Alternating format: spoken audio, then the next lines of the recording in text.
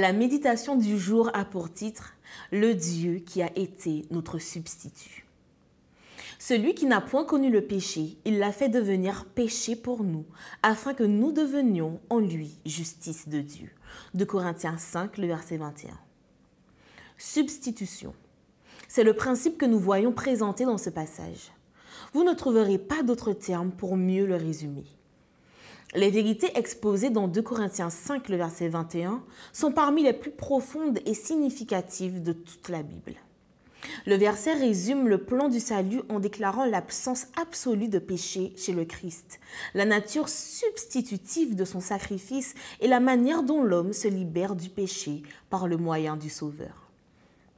L'expression « celui qui n'a point connu de péché » fait allusion à Jésus-Christ. Il est en effet le seul à avoir vécu dans ce monde sans péché, même s'il a été tenté comme nous en toutes choses. Hébreux 4, le verset 15.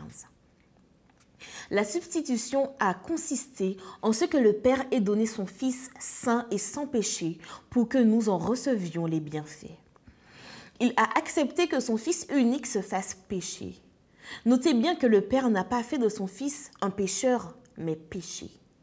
Avant de venir sur cette terre, Jésus a toujours été saint dans l'éternité et a vécu une vie sainte durant les 33 années qu'a duré son séjour terrestre. Et il est resté saint pour l'éternité après sa résurrection et son ascension. En tant qu'agneau de Dieu, Jésus a ôté du monde le péché, Jean 1, le verset 29, et non les pécheurs.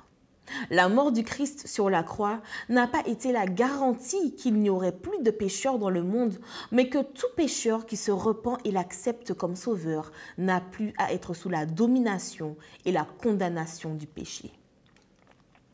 Le châtiment qui nous donne la paix est tombé sur lui, et c'est par ses meurtrissures que nous sommes guéris. Ésaïe 53, le verset 5. Dieu a fait son Fils pécher en le traitant comme s'il avait été un pécheur, bien qu'il ne l'ait jamais été. Ce n'est qu'ainsi qu'il pouvait satisfaire la justice qui exigeait la mort du pécheur. Jésus lui-même a un jour dit à ses disciples « Il est convenable que nous accomplissions ainsi toute justice ». Matthieu 3, le verset 15. La substitution divine a été totale lorsque, grâce au sacrifice du Christ, Dieu a pu commencer à nous traiter comme si nous avions vécu la vie du Christ. C'est pourquoi Paul dit que nous sommes par lui devenus justice de Dieu. Qu'en pensez-vous? Pourtant saint, on a traité Jésus comme s'il était comme nous. Et Dieu traite les pécheurs que nous sommes comme si nous étions Jésus. C'est trop.